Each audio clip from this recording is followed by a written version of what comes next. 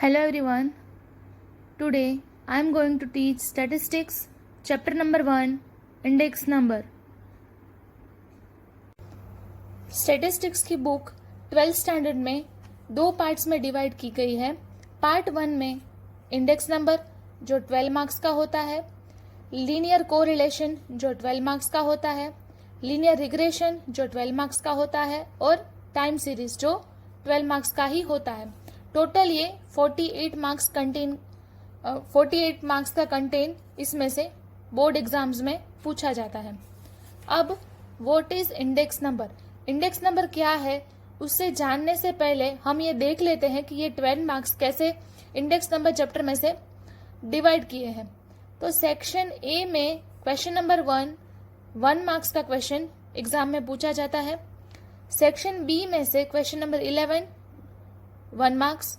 Section C question number 21 2 marks. Section D question number 31 3 marks.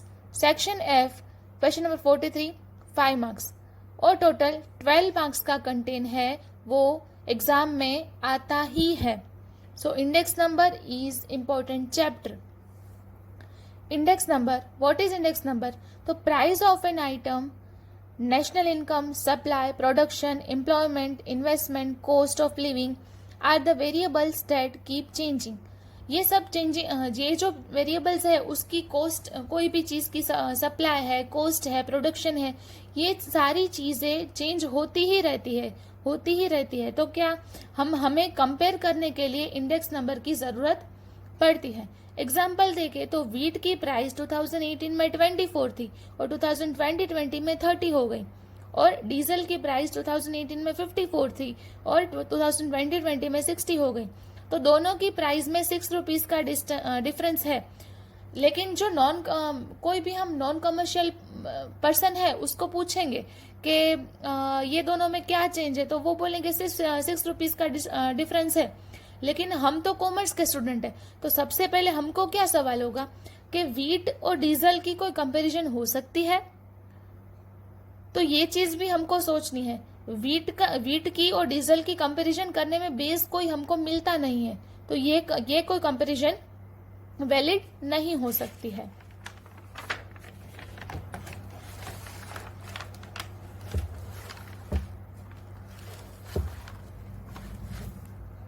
Index number को दो तरह से मेजर कर सकते हैं. एक है एब्सोल्यूट मेजर और दूसरा है रिलेटिव मेजर. एब्सोल्यूट मेजर में क्या हुआ, आगे हमने देखा कि हमने वो 6 रुपीज वाला डिफरेंस निकाल लिया. वीट 30 से 24 हुआ, 6 रुपीज डिफरेंस, एंड डीजल 60 से 54 हुआ, तो वो भी 6 रुपीज का डिफरेंस. लेकिन ये अप्रोप्रिएट नहीं होता है. अब ये जो मेजर है रिलेटिव मेजर, जो रेशियो के बेस पे होता है, तो वीट का जो हमको रेशियो निकालना है, तो क्या होता है कि 30 प्राइस में से 24 हुई, तो उसका जो रेशियो है वो क्या आता है 1.25. और तो मतलब 1.25 का मतलब क्या कि वीट की प्राइस 1.25 जितनी बढ़ी. 2018 से 2020 तक वीट की प्राइस 1.25 जितनी इंक्रीज हुई है. डीजल की प्राइस देखें तो 60 डिवाइड बाय 54, तो इसका जो आंसर होता है वो आप कैलकुलेटर में कर सकते हो. तो उसका आंसर होगा 1.11. तो 1.11 जितनी प्राइस इंक्रीज हुई है और डिक्रीज हुई है. यहाँ पे दोनों हम मेजर लगा सकते हैं, ठीक है. तो इनटू 100 करके क्या मिलेगा हमको, इसका जो रेट है वो मिलेगा 125 और 111. अब यहाँ पे इंक्रीज हमको देखना है, तो 125 माइनस 100 क्या होता है, तो ये होता है हमारा बेस ईयर होता है. तो 125 माइनस 100 इक्वल्स टू 25%, और डीजल 111 माइनस 100 इक्वल्स टू 11%. तो वीट की प्राइस 25% इंक्रीज हुई है और डीजल की प्राइस 11% जितनी इंक्रीज हुई है.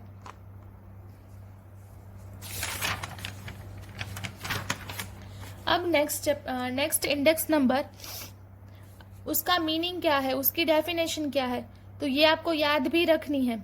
percentage change in value of variable associated with any item for the given period is its value fixed period is called index number.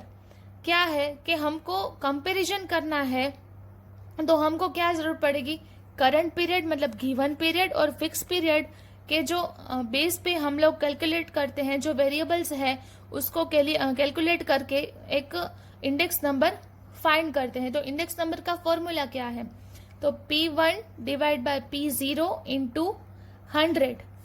P1 stands for current price, P0 base year price और I मतलब index number और into 100. तो ये उसका formula होगा index number का.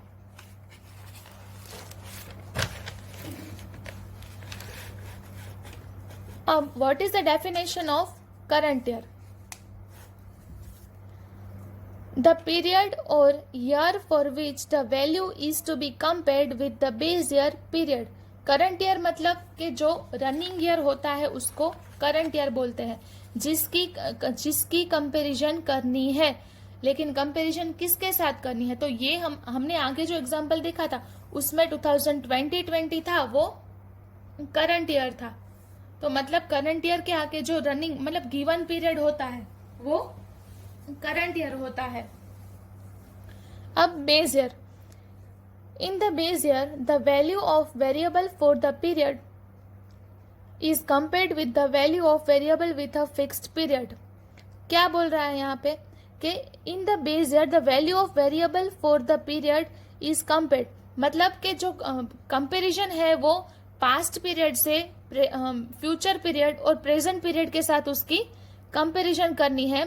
और base year को फिक्स पीरियड, बेस ईयर मतलब फिक्स पीरियड भी हो सकता है. Fix period is base year. As per our example 2018 was current year. हमने जो व्हीट की और डीजल की प्राइस वाला एग्जाम्पल किया था उसमें 2018 वॉज बेस ईयर और 2020 is current year. Base year है वो कंसिडर कैसे करें, हमको कोई सम आता है कि बेस ईयर हमको फाइंड करना है तो वो कैसे कंसिडर करेंगे, तो उसके 2-3 रूल्स है वो आपको याद रखने हैं. The year selected as base year should be normal year होना चाहिए. हम सबको पता है कि कोरोना वायरस के लिए हम सब 2020 को कितने सारे बैड वर्ड्स बोल रहे हैं कि 2020 is not a good year, हम लोग ऐसे बोल रहे हैं. तो नॉर्मल ईयर होना चाहिए. कोई नेचुरल क्लाइमिटीज नहीं होनी चाहिए. नेचुरल क्लाइमिटीज लाइक फ्लड, फिर अर्थक्वेक, मैन-मेड इवेंट होती है, वॉर, रिवोल्ट होता है, स्ट्राइक होती है, ये सब चीजें होती है तो उसको हम नॉर्मल ईयर नहीं बोल सकते. फ्यूचर में आपको तो नहीं, लेकिन जो फ्यूचर में 2019-20 can not be selected as base year because of covid. 2019-20 क्योंकि 2019 में कोरोना वायरस स्टार्ट हुआ था और 2020 में भी खत्म होगा नहीं होगा उसकी कोई भी गारंटी नहीं है. So in future 2019-20 can not be selected as base year. तो बेस ईयर सिलेक्ट करने में कोई नेचुरल कैलेमिटीज कोई डिजास्टर होता है ऐसा कुछ कंसिडर नहीं किया जाता. Base year should be always a normal year.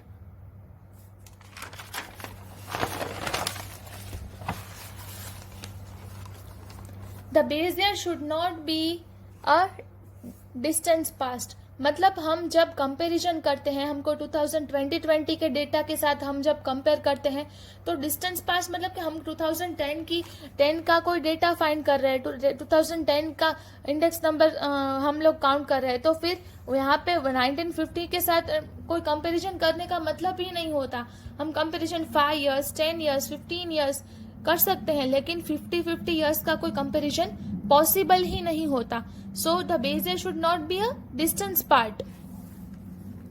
अब कैरेक्टरिस्टिक्स ऑफ इंडेक्स नंबर. तो फर्स्ट है index number is free from the unit as it is relative measure. Index number है वो फ्री फ्रॉम द यूनिट, वो unit से एकदम free है क्योंकि वो एक रिलेटिव मेजर है, वो कोई रिलेशन के साथ होता है. It is comparative measure, index number में हम क्या करते हैं, बेस ईयर और करंट ईयर के साथ कंपैरिजन करके इंडेक्स नंबर फाइंड करते हैं। Relative measure showing percentage change, relative measure showing percentage change, relative measure होता है वो परसेंटेज चेंज भी दिखाता है। It is a special average, वो एवरेज भी दिखाता है। The situation at two different period can be compared by ratio with the standard base period using an index number. जो स्टैंडर्ड्स होते हैं, जो बेस ईयर हमको कंसिडर करना है, उसके बेसिस पे जो सिचुएशन है वो डिफरेंट पीरियड की भी कंसिडर की जाती है। जब इंडेक्स नंबर फाइंड करते हैं तब बेस ईयर भी बहुत ज़्यादा इम्पोर्टेंट पार्ट होता है। सो आज हमने व्हाट इज इंडेक्स नंबर, फिर करंट ईयर, बेस ईयर कैसे कंसिडर किया जाता है और कैरेक्टरिस्टिक्स ऑफ इंडेक्स नंबर देखा है। This is the homework, this is home assignment, आपको ये कंप्लीट करना है। आप चाहो तो ये लिख सकते हो और ये आपको स्टैटिस्टिक्स की नोटबुक में लिख के आपको ये होमवर्क भेज देना है।